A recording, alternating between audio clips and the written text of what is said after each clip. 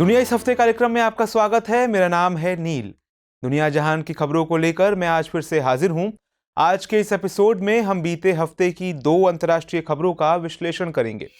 सबसे पहले समझेंगे कि रूस यूक्रेन जंग का मध्य पूर्व के इलाके पर क्या असर पड़ेगा और क्या अमेरिका भू राजनीतिक लिहाज से इस इलाके में पिछड़ने वाला है। दूसरी खबर में जानेंगे कि रूस यूक्रेन संकट में रासायनिक हथियारों की चर्चा क्यों तेज हो गई है और ऐसे हथियारों के खतरों से लेकर इसके इस्तेमाल की कहानियों पर भी बात करेंगे। अब सबसे पहले बात करेंगे मध्य पूर्व पर यूक्रेन संकट की। इससे पहले कि आगे बढ़ें, आपके लिए एक महत्वपूर्ण सूचना।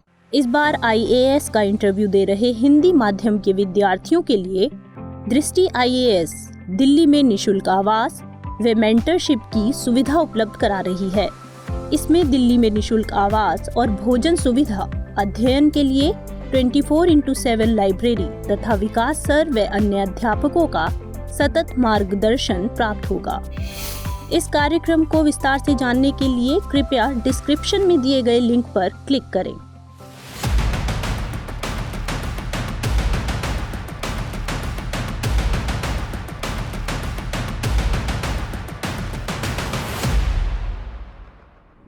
रूस ने जब से यूक्रेन पर हमला किया है तब से इसके नतीजों पर तरह तरह के विश्लेषण सामने आ रहे हैं।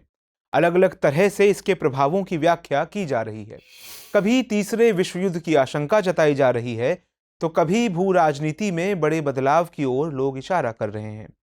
वैसे आमतौर पर यह देखा जाता है कि दुनिया के देश अमेरिका या रूस के खेमे में नजर आते हैं। रूस ने जब यूक्रेन पर हमला किया तब इन देशों पर एक पक्ष चुनने का दबाव भी पड़ा। हालांकि ज्यादातर देशों ने सार्वजनिक रूप से रूसी आक्रमण की निंदा की, लेकिन ऐसे हालात में किसी भी पाले में जाने से इनकार किया। दुनिया भर में जब भी भू राजनीतिक लड़ाई की बात होती है तब मध्य पूर्व इलाके का नाम हमें अक्सर ही सुनाई देता है। इसकी एक वजह है कि इस इलाके में दुनिया की बड़ी शक्तियां हमेशा सक्रिय रहती हैं। बात चाहे अमेरिका की हो या रूस की, ये दोनों प्रतिद्वंदी मध्य पूर्व में हमेशा आमने सामने रहते हैं। ऐसे में बात ये हो रही है कि रूस यूक्रेन जंग का मध्य पूर्व पर क्या असर पड़ने वाला है। इसलिए आज हम इसी मुद्दे पर आपसे बात करने वाले हैं। पहले मध्य पूर्व में अमेरिका और रूस की मौजूदा स्थिति को मोटा माटी समझ लेते हैं। मध्य पूर्व के बड़े खिलाड़ियों जैसे सऊदी अरब, संयुक्त अरब अमीरात और तुर्की को अमेरिकी खेमे का देश माना जाता है। वहीं सीरिया और ईरान जैसे मुल्क रूसी खेमे के हिमायती माने जाते हैं। सीरिया की लड़ाई में ईरान और इराक रूस का साथ दे रहे हैं, जबकि सऊदी अरब, UAE और तुर्की अमेरिका के साथ खड़े हैं। यमन में भी सऊदी अरब गठबंधन में अमेरिका और UAE साथ हैं। मतलब ये कि मध्य पूर्व इलाके के बड़े खिलाड़ियों सऊदी अरब, तुर्की और UAE अमेरिका के हिमायती हैं। वहीं यूक्रेन संकट के कारण अमेरिका और रूस आमने सामने हैं। लेकिन इसके बावजूद मध्य पूर्व में अमेरिका के सहयोगी देश रूस पर कोई भी प्रतिबंध लगाने में आनाकानी कर रहे हैं। यूक्रेन पर हमले के तुरंत बाद जब संयुक्त राष्ट्र सुरक्षा परिषद में रूस के खिलाफ निंदा प्रस्ताव पेश हुआ, तब वोटिंग के दौरान UAE आश्चर्यजनक रूप से गैर हाजिर रहा। इसके बाद जब यूक्रेन से फौरन सैनिकों को बाहर निकालने पर वोटिंग हुई, तब UAE ने सिर्फ प्रतीकात्मक तौर पर अमेरिका के पक्ष में वोट किया। उधर सऊदी अरब ने भी अमेरिका को बड़ा झटका दिया है। पिछले हफ्ते हमने आपको कच्चे तेल पर हो रही सियासत की पूरी कहानी बताई थी। हमने बताया था कि अमेरिका ने रूस से ऊर्जा आयात पर पाबंदी लगा दी है। साथ ही वो दूसरे देशों को भी इस मुहिम में शामिल करना चाहता है। ऐसे में रूस ने यूरोप में ऊर्जा आपूर्ति ना करने की धमकी दी है। अगर ऐसा हुआ तो पूरा यूरोप घुटनों पर आ सकता है। यूरोप को ऊर्जा आयात के नए रास्ते तलाशने होंगे और यह सब कुछ उतना आसान नहीं रहने वाला। दूसरी ओर ऊर्जा संकट के चलते अब कच्चे तेल की कीमतें आसमान छू रही हैं। इन्हीं आशंकाओं को भांपते हुए अमेरिका ने मध्य पूर्व के देश जैसे सऊदी अरब, UAE से तेल उत्पादन बढ़ाने को कहा ताकि किसी भी आपात स्थिति से निपटा जा सके। लेकिन आपको जानकर हैरानी होगी कि सऊदी अरब ने ऐसा करने से इनकार कर दिया है। सऊदी अरब ने कहा कि वह तेल की बढ़ती कीमतों को कम करने के लिए तेल उत्पादन में वृद्धि नहीं करेगा और वो ओपेक में दिए गए आउटपुट समझौते के साथ रहेगा। अमेरिका से छपने वाले वॉल स्ट्रीट जर्नल की रिपोर्ट में तो यहां तक कहा गया है कि सऊदी अरब के प्रिंस सलमान और UAE के शेख मोहम्मद बिन जायद अल नहयान ने अमेरिकी राष्ट्रपति जो बाइडेन से टेलीफोन पर बात करने तक से इनकार कर दिया है। इसके उलट मीडिया के हवाले से यह भी खबर आ रही है कि दोनों नेताओं ने रूसी राष्ट्रपति व्लादिमीर पुतिन से फोन पर बात की है। उधर अमेरिका का सहयोगी और नाटो का सदस्य देश तुर्की रूस के साथ अपने व्यापारिक संबंधों को बरकरार रखे हुए है। जहां अमेरिका, यूरोपीय यूनियन, ब्रिटेन ने रूस पर कई आर्थिक प्रतिबंध लगाए, वहीं तुर्की ने इन प्रतिबंधों में शामिल होने से इनकार कर दिया है। अमेरिका द्वारा रूस को आंखें दिखाने के उलट नाटो का यह सहयोगी रूस और यूक्रेन के बीच शांति वार्ता में मध्यस्थता की भूमिका निभाने की कोशिश कर रहा है। हालांकि तुर्की की इस कोशिश का अभी तक कोई नतीजा नहीं निकल सका है, लेकिन तुर्की की इस कोशिश से यह तो साफ है कि अमेरिका को मध्य पूर्वी देशों से जो मदद मिलनी चाहिए थी वो नहीं मिल रही है। यूक्रेन संकट के शुरू होने के बाद से ही ईरान ने भी स्पष्ट कर दिया कि वह किसी एक खेमे का हिमायती नहीं बनने वाला है। अगर वो किसी खेमे में जाता भी है तो पुराने अनुभव बताते हैं कि ईरान रूस के खेमे का ही हिस्सा बनेगा, लेकिन अभी तो वो तटस्थ है। इस फैसले के 3 बड़े कारण हैं। पहला तो ये कि जब डोनाल्ड ट्रंप अमेरिका के राष्ट्रपति थे तब ईरान परमाणु डील टूट गई थी। ईरान को अमेरिका के साथ साथ इजराइल से भी तनाव का सामना करना पड़ा था, लेकिन तब उस संकट में रूस ईरान के साथ खड़ा नहीं हुआ था। दूसरी वजह है कि ईरान परमाणु समझौते को फिर से जिंदा करने की कोशिश कर रहा है और वो अमेरिकी पाबंदियों को खत्म करने पर तवज्जो दे रहा है। ऐसे में वो नहीं चाहेगा कि फिर से अमेरिका के साथ तल्खी में कोई इजाफा हो। तीसरी वजह है कि ईरान का राजनीतिक वर्ग जंग को लेकर बटा हुआ है। इसमें कुछ लोग अमेरिका पर तनाव बढ़ाने का आरोप लगा रहे हैं तो कुछ रूस पर।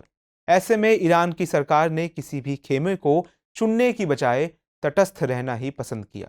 उधर अमेरिका का सबसे पक्का दोस्त माने जाने वाला इजराइल भी यूक्रेन को लेकर रूस और अमेरिका के बीच संतुलन का खेल खेल रहा है। हालांकि इजराइल ने सैन्य उपकरण भेजने के लिए यूक्रेनी अनुरोध को अस्वीकार कर दिया है। द वॉल स्ट्रीट जर्नल की एक रिपोर्ट के मुताबिक अगर इजराइल यूक्रेन के साथ सैन्य रूप से शामिल हो जाता है तो रूस सीरियाई क्षेत्र पर अपने हवाई हमलों को सीमित करके इजराइल को जवाब दे सकता है। इसकी एक बानगी ये है कि जब इजरायली सरकार ने यूक्रेन की क्षेत्रीय अखंडता और संप्रभुता का समर्थन किया तब रूस ने गोलन हाइट्स पर इजरायली हमले की निंदा की। अगर इसी इलाके के एक और देश मिस्र की बात करें तो संयुक्त राष्ट्र महासभा में रूस के खिलाफ जब निंदा प्रस्ताव लाया गया तब उसने अमेरिका समर्थित इस प्रस्ताव के पक्ष में वोट किया, लेकिन उसने यह भी साफ किया कि वह रूस के साथ अपने रिश्तों को खत्म नहीं कर रहा है।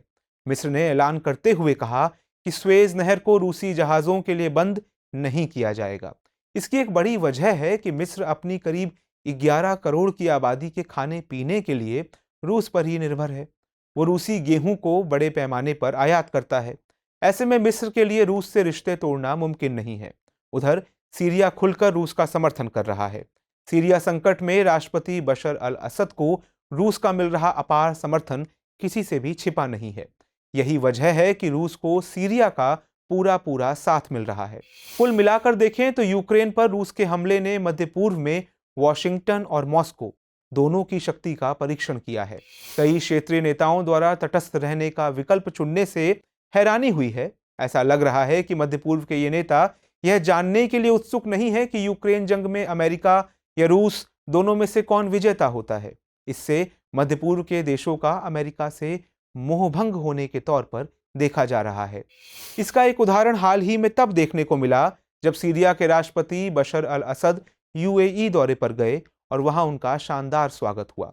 मतलब असद को उखाड़ फेंकने की तमन्ना रखने वाले अगर उनका स्वागत कर रहे हैं तो अमेरिका जैसे खिलाड़ी के लिए यह बेहद चिंता की बात है। बहरहाल यूक्रेन संकट के बाद मध्य पूर्व के देशों ने यह दिखाया है कि आने वाले सालों में दुनिया की सियासत मौजूदा सियासत से पूरी तरह बदल जाएगी।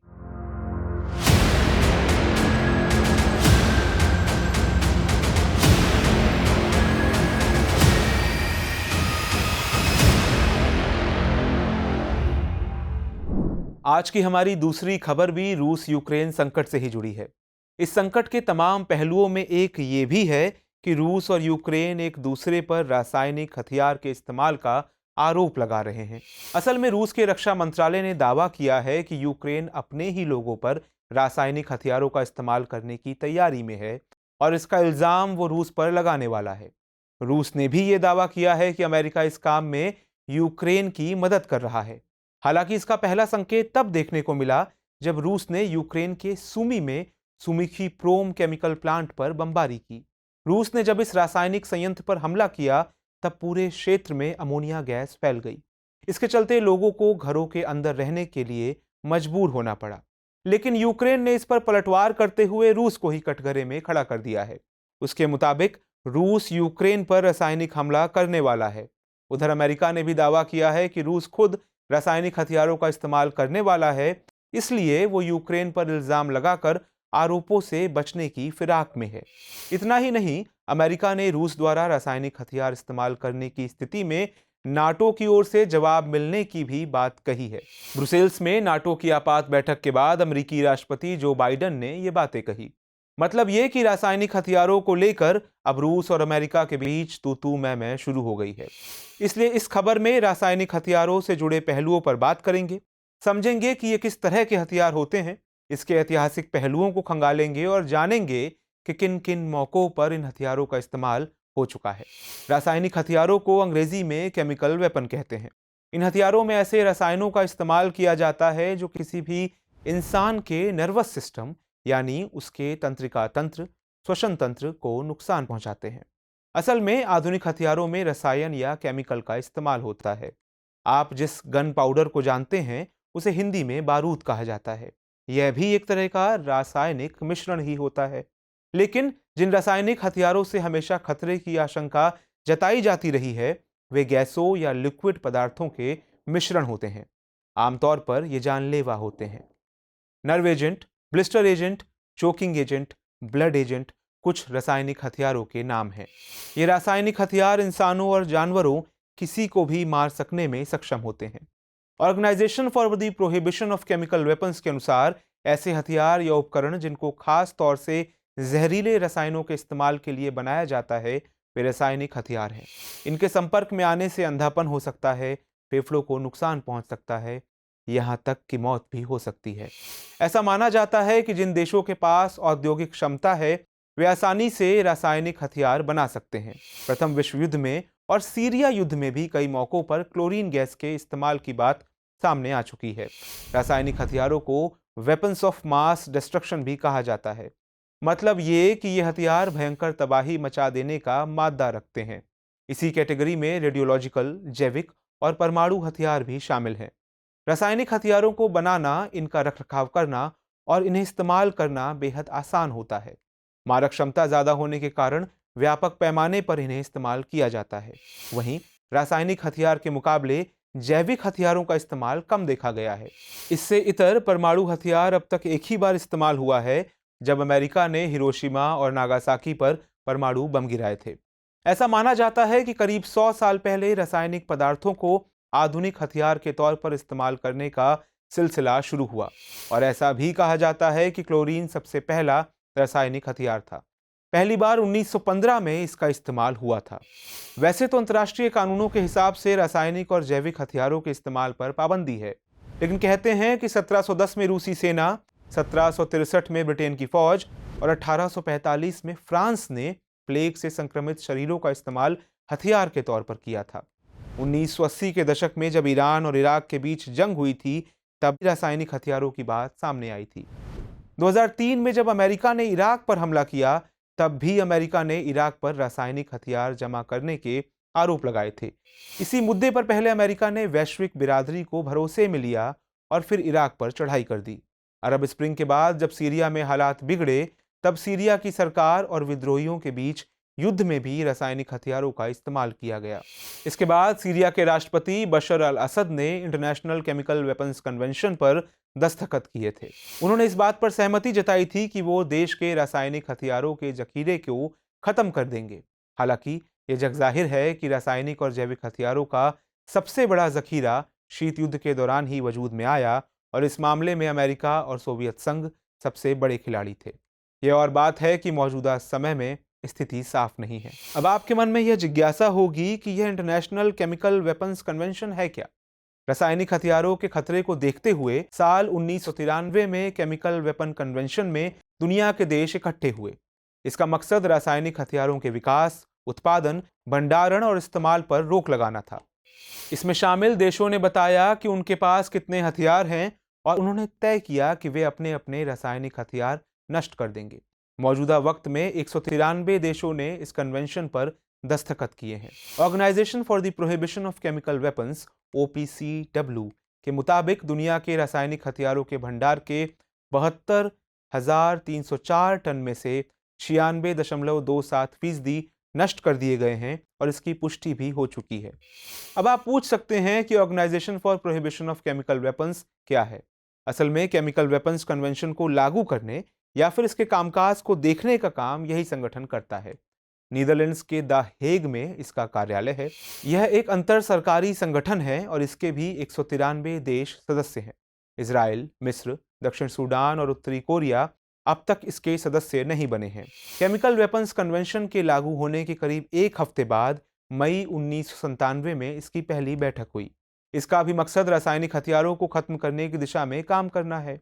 यह संगठन संयुक्त राष्ट्र के साथ मिलकर काम करता है, मगर चिंता की बात यह है कि इस संगठन के वजूद में आने के बाद भी केमिकल हथियारों के इस्तेमाल की बात कई बार सामने आ चुकी है। अगर मौजूदा रूस यूक्रेन जंग में इसका इस्तेमाल होता है तो यह कदम किसी मानव त्रासदी से कम नहीं होगा। ये और बात है कि खतरनाक हथियारों के इस्तेमाल पर काबू करने को लेकर अलग अलग करार हैं और कुछ देशों ने इन पर दस्तखत किए हैं तो कुछ ने नहीं। जैसे परमाणु अप्रसार संधि पर भी अभी सभी देशों ने सहमति नहीं दी है, लेकिन दुनिया भर में इस पर आम सहमति है कि जंग जैसे हालात में इन हथियारों का इस्तेमाल नहीं किया जाएगा। लेकिन इसमें एक मुकम्मल कामयाबी अब तक नहीं मिल सकी है। मतलब ये कि रासायनिक हथियारों का इस्तेमाल रोकना है तो आपसी सहमति से इनका बहिष्कार करने के अलावा और कोई रास्ता नहीं है।